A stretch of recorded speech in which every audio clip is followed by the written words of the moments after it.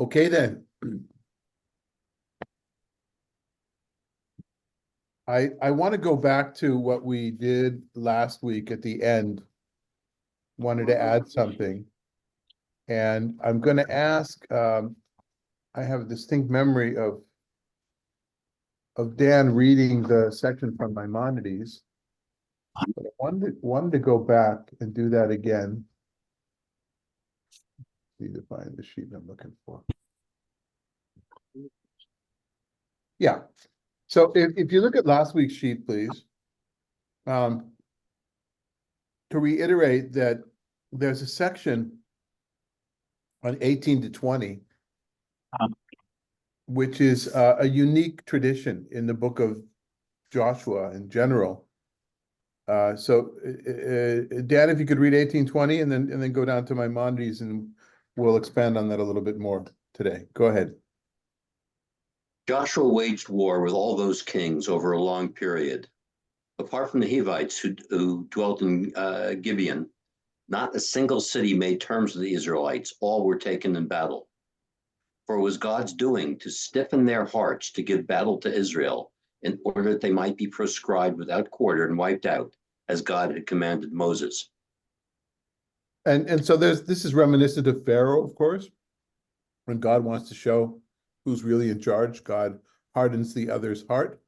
And here, actually, the story of the Gibeonites is almost in a positive sense, right? They're almost this kind of backhanded praise that they went ahead and made a deal. Of course, that's not how the story was told. It was a story of trickery. But this is a unique tradition which doesn't jive with many of the other ways that the narrative of the conquest goes, because it seems to be apologetic a little bit. In other words, these wars didn't have to happen, but they did, or certainly the extreme reaction of cherem, of absolute destruction, was because they wouldn't sue for peace. And the rabbis in the Talmud, I decided not to go there, but there's a number of different traditions that expand this idea disproportionately to how it's expressed here, because this is the only two verses that are like this. And so that's an interesting question. How did these two verses get here? And a later author felt that needed to be said. As I said, it feels apologetic to me, but this gives us a window, open a window to how Judaism, the Judaism that we know in the widest sense, came to think of wars, and that there are defensive wars and there are wars of conquest, which was a commandment, and there's also wars of permissible wars. But let's take a look and see how I know we did it towards the end last week, but how Maimonides parses out what he learned in the Babylonian Talmud about this whole idea of war. Go ahead.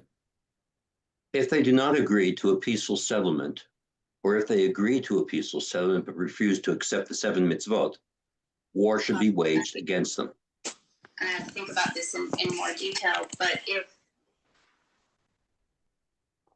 all males past majority should be killed. Their money and their children should be taken as spoil, but neither women nor children should be killed, as Deuteronomy 20:14 states. But the women and the children take as spoil. The children refer to males below the age of majority. The above applies to Melchemet Hareshut, fought with other nations. However, if either the 7 nations or Amalek refuse to accept a peaceful settlement, not one soul of them may be left alive, as Deuteronomy goes on to state, do this as all the cities that are not cities of these nations. Do this to all the cities that are not cities of these nations. However, from the cities of these nations, do not leave a soul alive. Similarly, in regard to Amalek, Deuteronomy 25:19 states, obliterate the memory of Amalek. Right, so a little confusing, right? First of all, Melchemet Reshut means a war, an optional war. So the policy mentioned before in the beginning is when you go to war because the king decides you need to go to war, or he wants to go to war, but it's not the the wars that are demanded or commanded in the Torah itself, which he seems to be reminding us of about Amalek and the nations who won't accept, and the Canaanite nations. But anyway, let's go on to the last part. How do we know that these commands are only referring to those who did not accept the peaceful settlement? Joshua 11:19 through 20 states, there was no city which accepted the peaceful settlement with the children of Israel except the Hivites who lived in Gibeon. All the rest they conquered in battle. This was inspired by God, who strengthened their hearts to engage in battle against Israel so that they would be destroyed. From these statements, we can infer that a peaceful settlement was offered, but they did not accept it. Right. So it's kind of a rather generous inference, I think. So comments about this?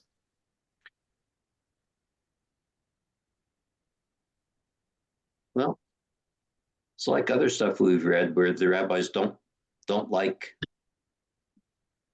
certain plain readings and have to change it. Right, but so yes, in fact, yes, and also let's also remember it's totally hypothetical. Rambam's not living in a time where there are kings that can go out to fight wars. Let's also remember, or I will tell you that these parts of Rambam, of Maimonides' Yad Chazakah or the Mishneh Torah, were not widely studied until the mid 20th century. I think that and even then it was really after the 6-Day War. That's my guess. I wasn't in yeshiva until after the Yom Kippur War, not long afterwards. And then those texts were studied more. I think with the occupation of the West Bank and the rise of a more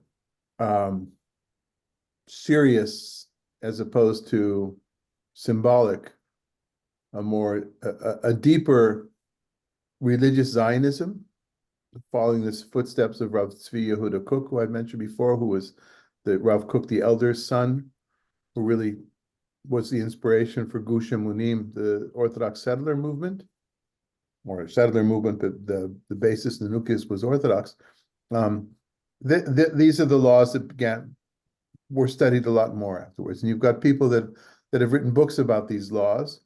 And it was in the books about these laws in which there was justification further on in the 90s for the murder of Yitzhak Rabin, of blessed memory. Because part of this is how do you bring back the laws that were lost to the people of Israel after the destruction of the Second Temple? How do you bring those things back? And it's not only thinking about a king, there's a yeshiva that's devoted to study of the laws of sacrifices, getting Kohanim, priests, ready for that role, and they've been at it since the 70s. I remember visiting that yeshiva in the Muslim Quarter in the late 70s. All this is in the background of it. It's not hypothetical, and it's a very different kind of Judaism than many of us experienced growing up, the liberal arms of Judaism. And it's a very different kind of Judaism that was taught, practiced, studied throughout the Middle Ages because it just wasn't relevant. Okay. I mention all this because I was looking for an article. I have the book. It's one of those cases. I have 2 paperback books by my teacher, my professor, Moshe Greenberg of blessed memory, who passed away, I think, in 2010 or so. He's famous for his work on Ezekiel. He's famous for his work on Exodus, and he has 2 collections that are paperback books of articles. I found one of them, didn't find the other one. And in the other one is the article I wanted to read to prepare for today, which I thought I would be able to read last night and tomorrow. Can't find the book. Okay. But I will tell you in it where Greenberg has a lecture or speech that he gave at a rally of not Peace Now, but there was once a kind of an Orthodox peace organization, Netivot Shalom. I don't think it exists anymore. It's morphed into other things, but now today, when you have an Orthodox body, which is left wing. It's different kinds of news. Those days it was news, but it was the people in Jerusalem knew about it. It wasn't terribly large. But he gave this lecture, and it became an article, and a lot of us quoted it at the time, because what he urged us to do as teachers, Moshe Greenberg was involved a lot in teacher education. What he urged us to do is to teach, in general, to teach Tanakh, to teach children the tools for studying the Hebrew Bible, and in general, to pursue the simple meaning of the text, the pshat, except for in the case of Joshua. In Joshua, he urged us, and he urged teachers, high school teachers, to do whatever they can to bring in rabbinic commentary. So let's take a look at not the first side of the page for today, but the second side, in which I was looking for something maybe in English about it, and I came across a few items in newspapers, New York Times, Jerusalem Post. This one, though, is from, of all places, the LA Times. It's there. It's in mine. It came out in pink, but the link for you wants to. So this is from the LA Times, which of course is cool for me, because when he, yeah. In any case, my parents knew that Moshe Greenberg was my Rebbe, and in any case, and they'd met him as well. So so go ahead, Megan, if you would read this short kind of synopsis of Greenberg's life. Moshe Greenberg, 81, an influential scholar whose work won the first Israel Prize for Biblical Studies, died Saturday at his Jerusalem home, said his son Rafti. Greenberg's award-winning Bible scholarship bridged the gap between the commentary of ancient Jewish sages and modern-day religious studies, said Israel Kanal, a professor at Hebrew University of Jerusalem and a colleague. Greenberg's definitive 2-volume commentary on the book of Ezekiel described, among other things, how the prohibition of murder became an unbreakable tenet of Abrahamic religions because of the rise of a belief in man's connection to God. Noel said, the Israel Prize is the country's highest civilian award. Prizes are given in several fields on Israel's Independence Day every year. Born in Philadelphia on July 10th, 1928, Greenberg earned a doctorate at the University of Pennsylvania and was ordained a conservative rabbi in 1954. He immigrated to Israel in 1970 and became a prominent voice whose work occasionally touched on political topics. He countered those who used the book of Joshua as a justification for certain forms of violence in the defense of Israel, Noel said. In 1994, along with a colleague, he became the first person to win the Israel Prize for Bible Research. Okay. By the way, many years later, my good friend and teacher, Yair Zakovich, was awarded the Israel Prize in Biblical Scholarship as well. 2-3 years ago. It's interesting to me, of all the things that were mentioned, I mean, this was sifted, I'm sure, from it says it's from the Time staff and the Wire reports, from the various obituaries that came out. What do you emphasize? And the only specifics that are made are Ezekiel. They were well known because they're part of the Anchor Bible. A rather obscure, of all of his scholarship at Ezekiel, what's mentioned here is the one that popped out, I guess, to somebody who's living in LA or writing for the LA readership that wants to make something more important than I think it was in his scholarship, knowing his scholarship.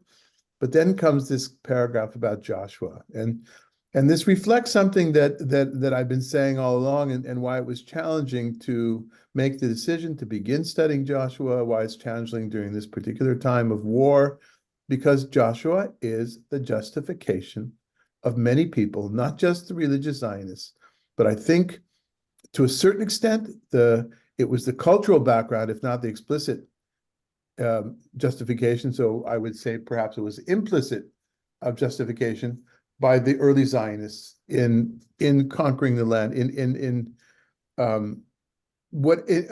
different ways.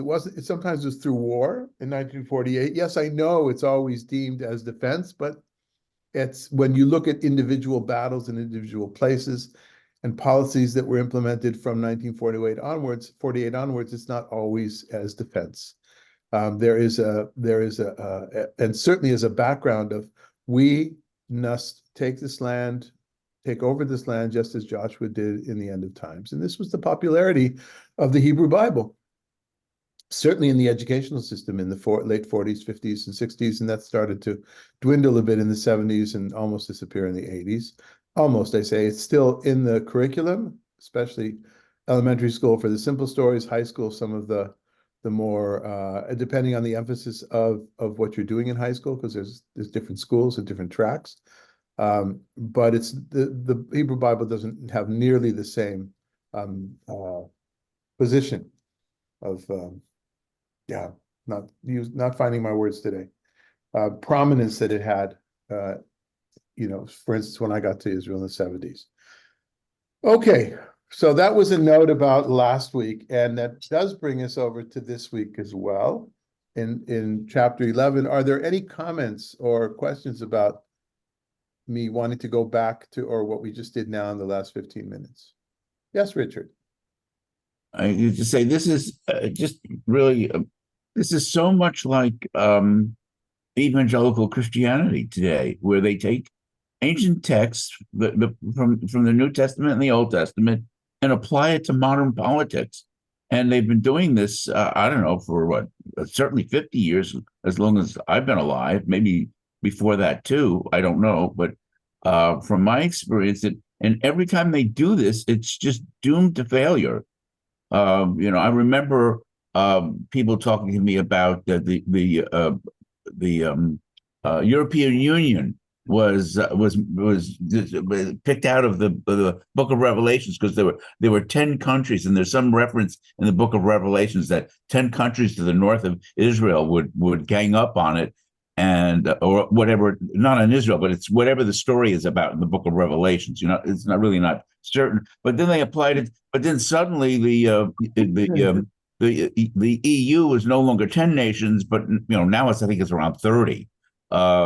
So they went, oops, I guess that doesn't apply to today. Let's move on to some other thing.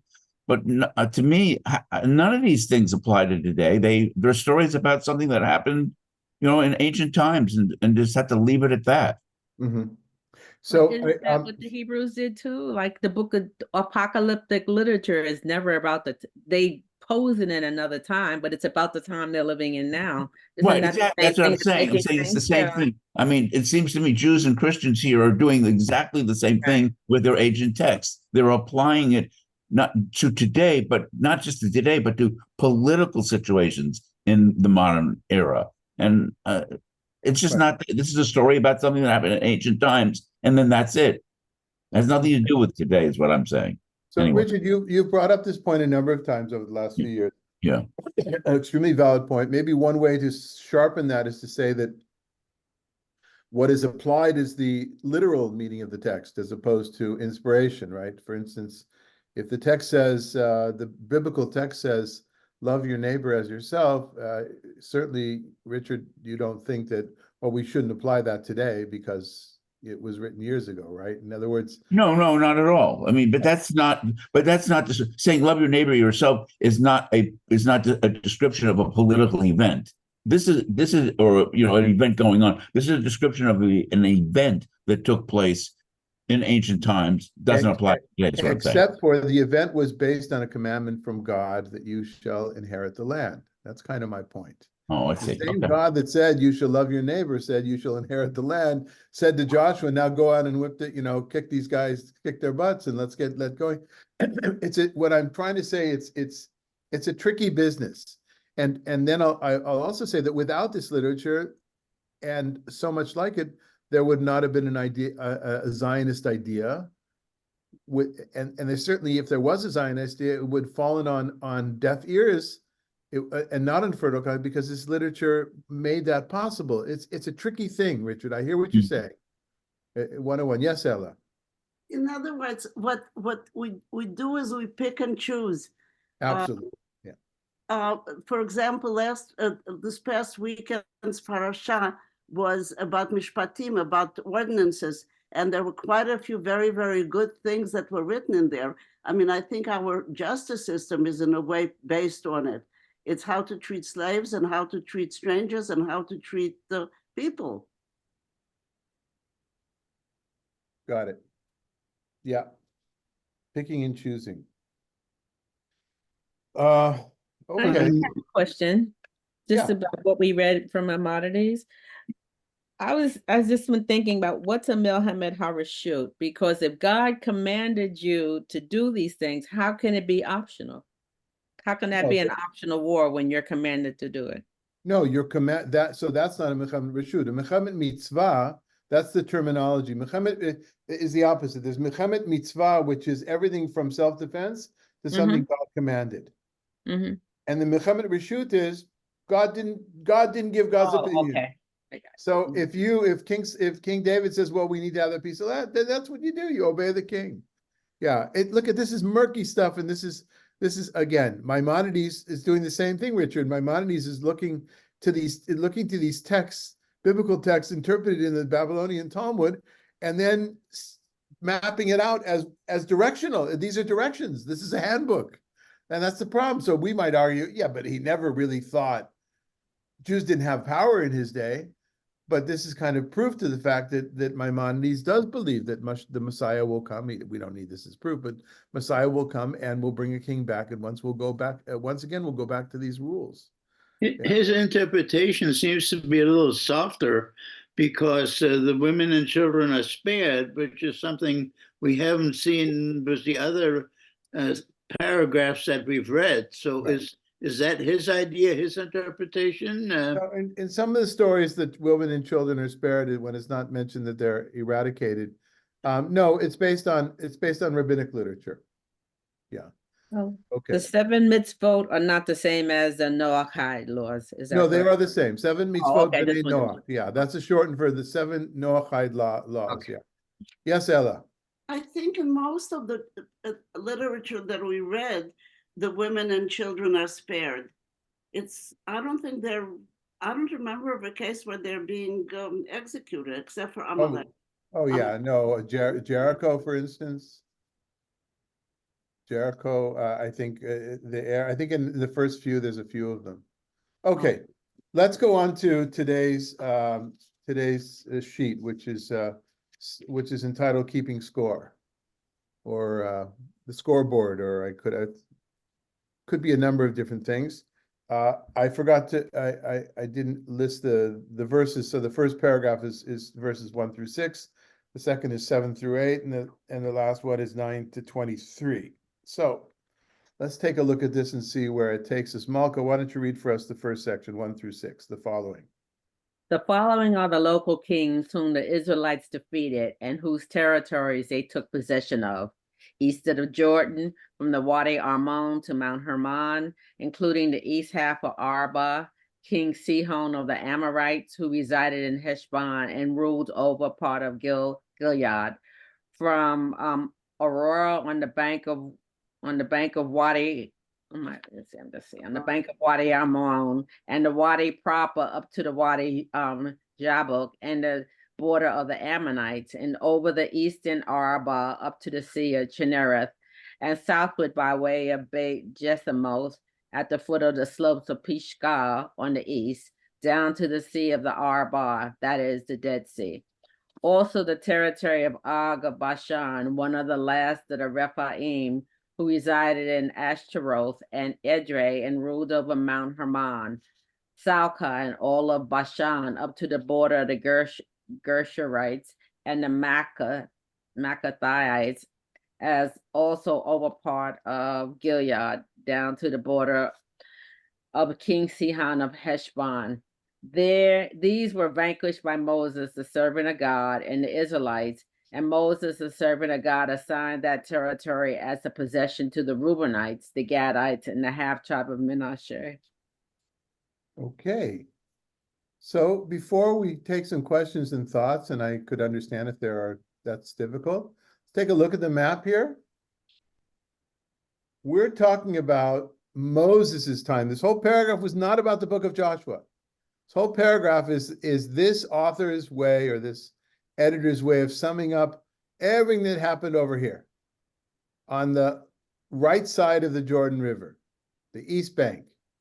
And these are the places that are mentioned here, okay? So all this is to say that these parts are part of the inheritance now. They weren't originally, but they became part of the inheritance of the people of Israel under Moses.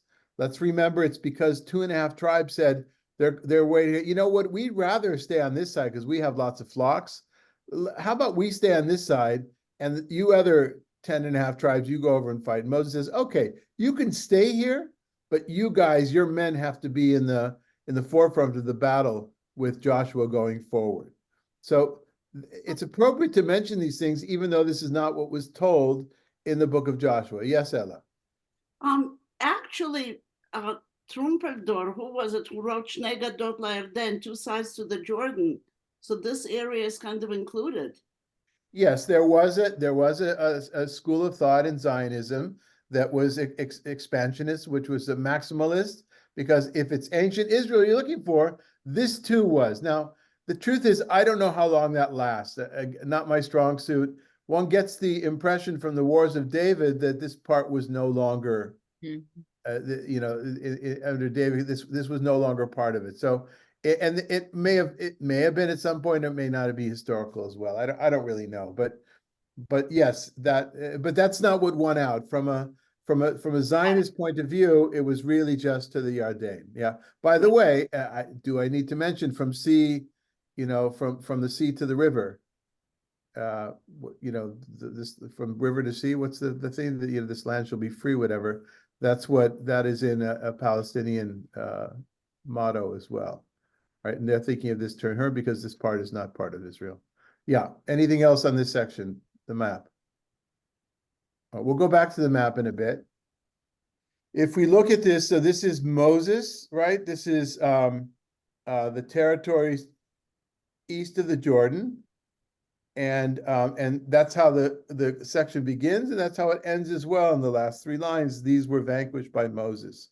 And then from this, we'll go on to kind of an opening salvo of this whole section is an introduction to what is coming now in the book of Joshua. Until now, we had what's often related to as the Sefer Milchamot Yoshua. This was the book of the wars of Joshua. And this is kind of, and some people would include this, that is the next section as well, as the summing up of that. And others would say, no, this is the beginning of the next part of the book of Joshua, which has to do with the settlement of the land. And I'm warning you now, there are going to be some difficult in that they're boring passages coming up, but we'll try. So I think I've hope to be able to do today. We'll try to find some redeeming factors in the boredom, some diamonds in the rough. Okay, anything else on 1 to 6, this first paragraph? Okay, then. Richard, do you want to read for us? 7 to 8, that's the paragraph that begins and the following. Okay, 7 to 8. And the following are the local kings whom Joshua and the Israelites defeated on the west side of the Jordan, from Balgal in the valley of the Lebanon to Mount Halak, which ascends Sire, which Joshua assigned as a possession to the tribal divisions of Israel, in the hill country, in the lowlands, in the Arabah, in the slopes, in the wilderness, in the Negeb, in the land of the Hittites, the Amorites, the Canaanites, the Perizzites, the Hivites, and the Jebusites. Okay. So this is not really specific places. It's a more broader strokes, from the north to the south kind of a thing from the beginning, and then talks about the lands of these different peoples.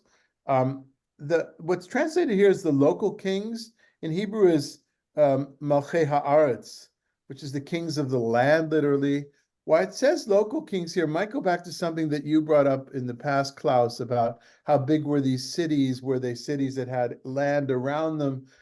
Maybe to differentiate between when a biblical text says the king of Egypt or the king of Assyria or the king of Babylonia, that's one thing. These kings, they may still have the title king, but they're local. Right? They're not politicians on a national plane or international plane. They're local politicians. What else? Anything else on this section? Dan, it looks like you're about to say something, or is that because you're reading ahead because you saw there's numbers? No, I'm not reading ahead. I'm just looking at the word local because the Hebrew just says kings of the land. Right. Which That's local seems to me is a translation that adds something I don't feel in the original. That's all. yeah. Well, that was kind of my comment. I think it's a way to bring them down a notch. Yeah. I had a conversation with somebody on the phone. We were doing well on Google. We get good placement on Google, Oramid Bar. So hats off to you, Madalena, who you worry about those things for us. And I know because virtually every day in the last 2 weeks, I'm getting a question about Shabbat services, about this, but going on. We have a Shabbat dinner. And one person called me today and he said, is this Oramid Bar Synagogue? I said, well, it's Rabbi David. We use it. Oh, I'm sorry. No, it's all right. We use this number. This is the number. We're very streamlined synagogue with no building. He says, oh, well, do you have services this week? I said, yes, we do. Well, and do you have a tikkun? That's so he could learn. He has Torah reading next week or something. Then I said, sure, I can give you one. We've got so many at home. We don't really use them that often. And then he said, oh, okay, so where's the synagogue? I said, well, we're actually going to be meeting in a private home. And as we talked, he was hurrying up to finish the conversation. And in my mind, I reconstructed what's going in his mind is, well, this isn't a real synagogue, right? They may call themselves a congregation, but they don't have a building. He says, well, do you do Torah reading? I said, well, no, we do Torah study. We read Torah. Well, so they're not doing Torah reading. They're not doing this. If this is a conservative Jew, for instance, and if he wants a tikkun, he probably is a conservative Jew, then that's what a synagogue is all about. That's what it is. So we can call ourselves a local synagogue or a synagogue of the land. All right. So now we get to one of the most fascinating passages in all of Joshua. Absolutely. And if you're laughing, it means you read ahead, and you're not supposed to read ahead. How many times do I have to say that? Okay. Who would like to read? Madalena, you want to read today? Sure. Where are we? We're in the last paragraph, 9 to 23. Sorry. It doesn't say 9 to 23. They were the king of Jericho, 1, etc. They were the king of Jericho. Do I read the one? Yeah, I know. I don't know why the NJV is. I would have written it out, and that's what I always get in editing, that I have to write them out. But I'm not really sure why they chose. I had to double check this why they chose. But the Hebrew is echad. So yes, 1. Go ahead. They were the king of Jericho, 1. The king of Ai, near Bethel, 1. The king of Jerusalem, 1. The king of Hebron, 1. The king of Harmuth, 1. The king of Lachish, 1. The king of Eglon, 1. The king of Gezer, 1. The king of Debir, 1. The king of Geder, 1. The king of Hormah, 1. The king of Arad, 1. The king of Libnah, 1. The king of Adullam, 1. The king of Makkedah, 1. The king of Bethel, 1. The king of Tapua, 1. The king of Hefer, 1. The king of Aphek, 1. The king of Sharon, 1. The king of Madon, 1. The king of Hazor, 1. The king of Shimron Meron, 1. The king of Ashaph, 1. The king of Tanakh, 1. The king of Megiddo, 1. The king of Kadesh, 1. The king of Jokneam in the Carmel, 1. The king of Dor in the district of Dor, 1. The king of Goim in Gilgal, 1. The king of Tirzah, 1. Total number of kings, 31. Okay. Fascinating.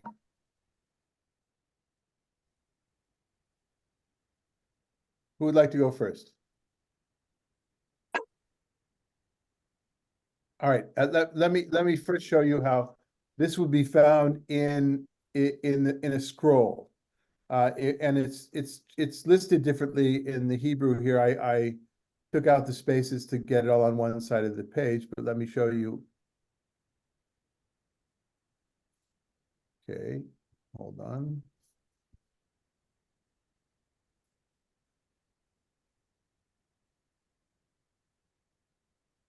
Oh, Mhm. Oh, you're getting everything here? No, I don't want you to get everything. One page. Did you just get the one Mhm. page? Yes. Good. Mhm.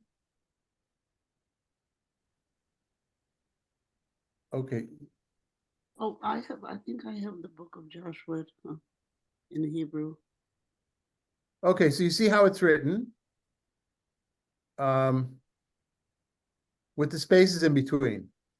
What do the spaces do here? Even if you don't know the Hebrew, what do the spaces do? Well, it looks like poetry. Just So that's one way of using Like an that kind of accountant sheet. Well, yeah, looks like a spreadsheet. your spreadsheet. So what does the spreadsheet do? How's the It's, spreadsheet different than writing the same thing in prose or in a It's- prose format? there's a grid. it's Okay, easy well, to so what read. does the grid do? What does the spreadsheet do? What does that do for you? It As opposed to- organizes everything. Everything is in boxes. Organizes the information. What was that, Malka? I said it organizes the information to make Right. it more reader friendly. Right, so Richard and Malka, it organizes. Another purpose is it emphasizes, I think it also is easier to read. right? It is easier to read because what is the goal of this reading? I mean, if it was the previous paragraph, you could read that easily if you read Hebrew. Why does the spacing make this section so easier to read? Because the intention of the author or the editor is for us to slow down and to say, this place, one, and this one, and this one, is to slow down and, if I might say, count your blessings. Right? This is a way of appreciating each and every one. It's also a way to slow you down if you thought that the conquering of Joshua, conquering of the land by Joshua and the people was chick chuck and boom boom and da da da. Calm down. This one, and then this one, and this one. Now we see it as, yeah, but I don't really care. You know, all these different place names.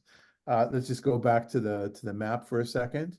So let's say you did have the map in front of you and you went, oh, that's one, and that's one, and that's one, and you went to the different places. I'll put this, I see some people, Ella especially likes this map, so I'm gonna put this in the thing for you in a second, in the comments. But as one commentator said, this was a Christian commentator, yes, it looks boring to us, but if it was our land, you'd want to, take, it's like, whatever. All right, so here is that map if you want to see that particular, that's the one I found that is best for our study here. Yes, other comments about this, one by one.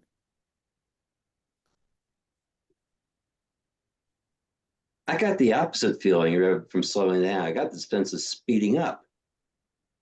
And sort of banging it out. And to support that, and look also, you get the cantillation. There's no et nachto, which would slow it, and then the line, which would slow it down. Right, it's not. That's a good point. It's Let's go back. it's just running the music in my head, it speeds it up. I agree with you. I felt like it was speeded up, and then I was looking at the Hebrew. You're right. There's not an atna to show you the middle of the verse. There's just nothing. I think you're just supposed to read, because the atna will slow you down or make you say pause, and there's none here. What's it nachna? So you guys are ganging up on me, basically. Yeah. I agree with you. And do you feel that the spaces allow you to speed up? Yeah, it does. It makes the reading a lot easier. Okay. Right. So I think you two might be influenced by that one page in the Megillat Esther of the 10 sons of Haman. Hmm. That I would argue, if everybody, if people know what we're talking about? What I'm talking about? Hold on. Wait a moment, let me see. I have. Probably time to start looking at it anyway soon. We're in the month of Adar, but this year we have 2 Adars. So if I take out a Megillat Esther,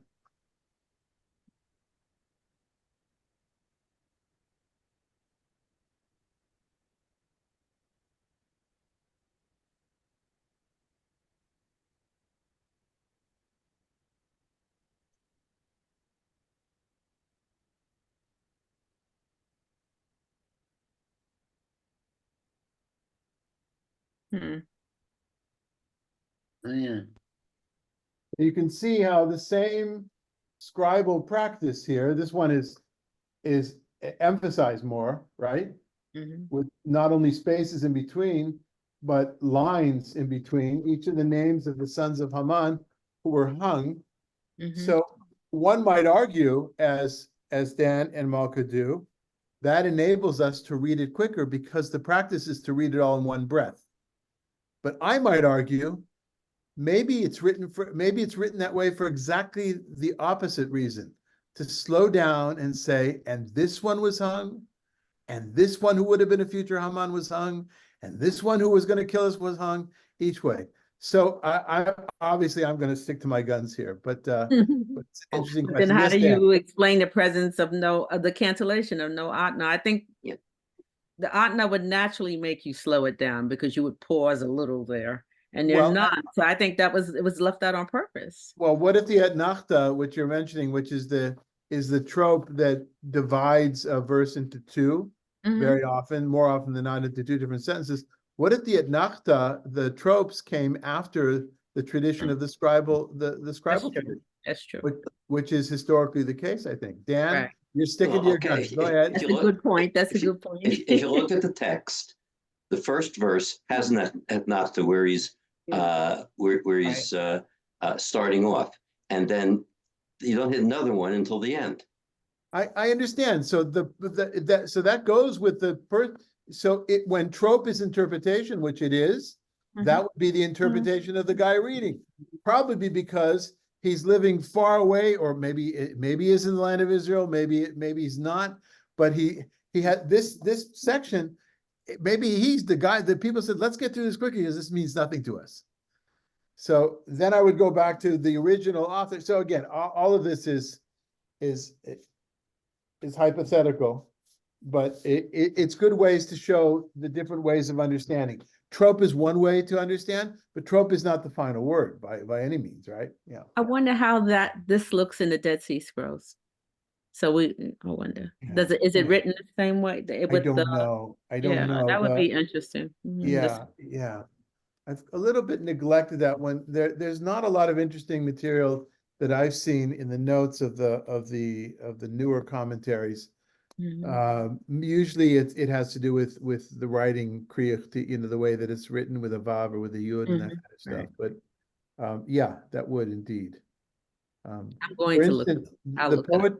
the poetry at the end of Deuteronomy, we do Mm. have a famous fragment from Dead Sea Scrolls that has it in the same way, Right. same tradition that we have. So that is an interesting question. Okay, anything else that people would like to say here? I found the same thing in my Joshua book. I What have did you find? the Hartum and Kasuta books. I Right. don't have all of them, unfortunately, but I have Joshua.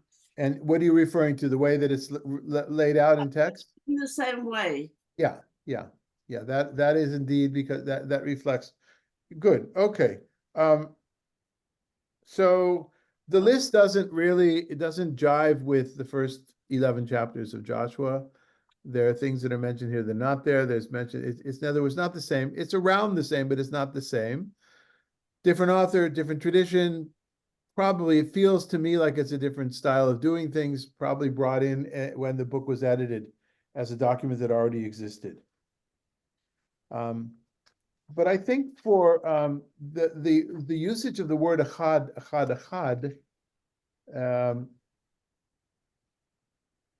it's hard for me not to understand that each one of these was important. Each one of them was a battle. Each one had significance. Okay. I that's what I've got prepared for today.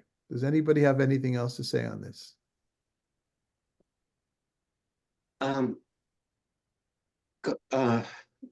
Two things. One's digressive. One goes back to what we were talking about earlier.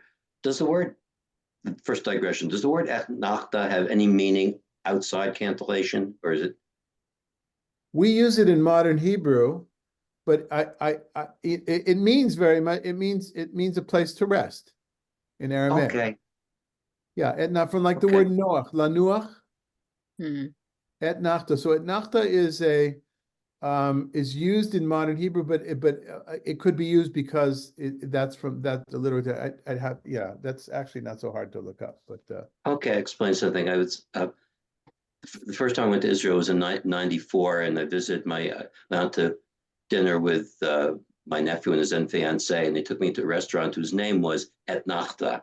right. So I was wondering. Okay. And anything else? Go ahead, class. Is this a kind of material that is studied in a yeshiva by young people, or are they just given a text and expected to work with that text only? Right. So in general, anything past the Torah, that is Nevi'im and Ketuvim of Tanakh, are not traditional topics to be studied in yeshiva.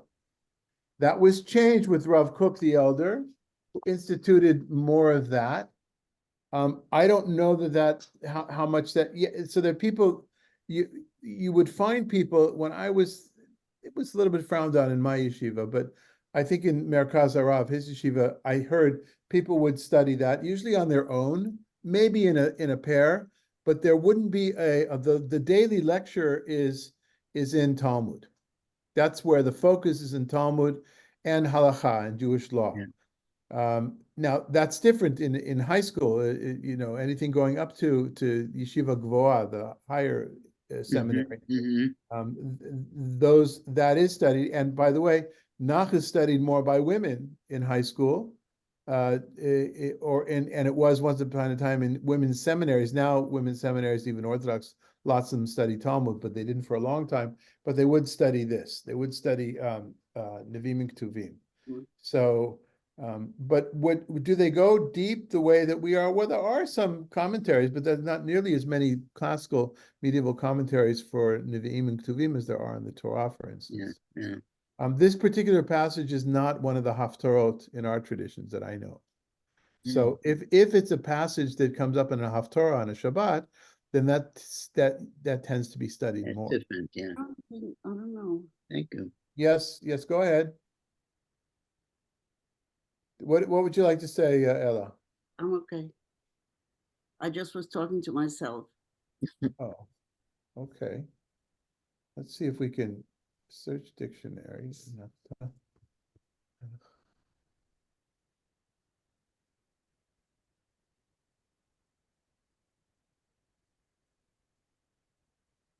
So I'm looking in, I guess it's Jastro, Aramaic for the stem of Nuach.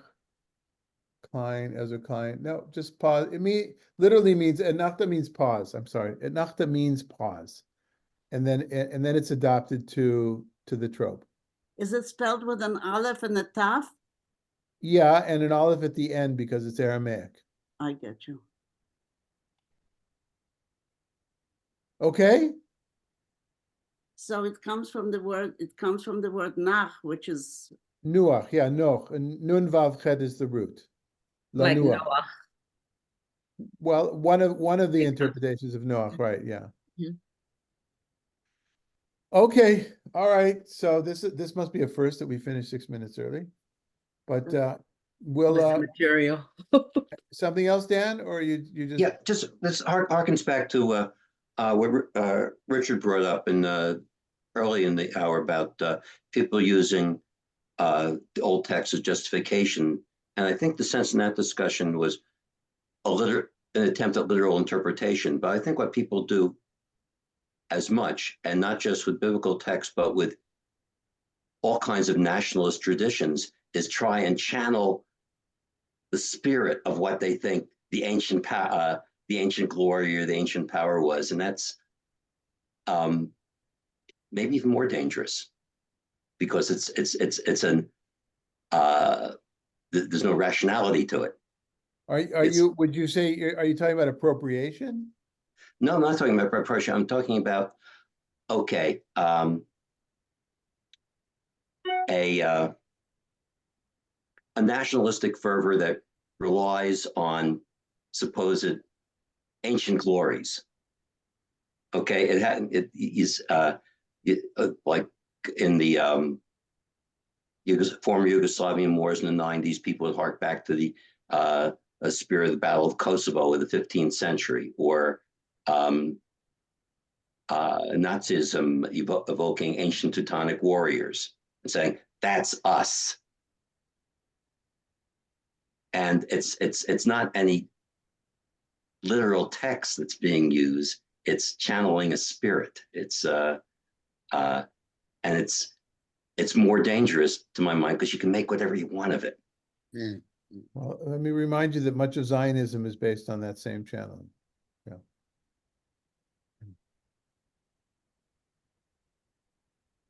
Okay, then. I'll see some of you tomorrow.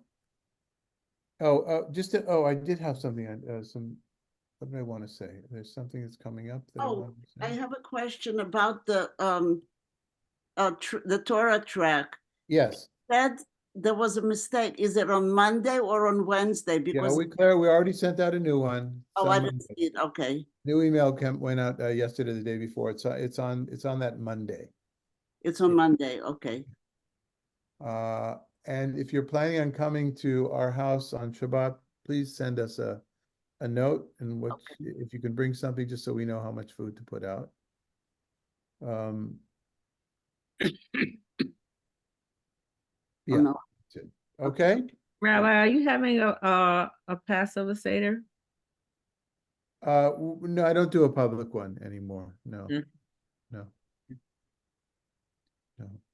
Okay, guys. Be well. Bye-bye. Thank you.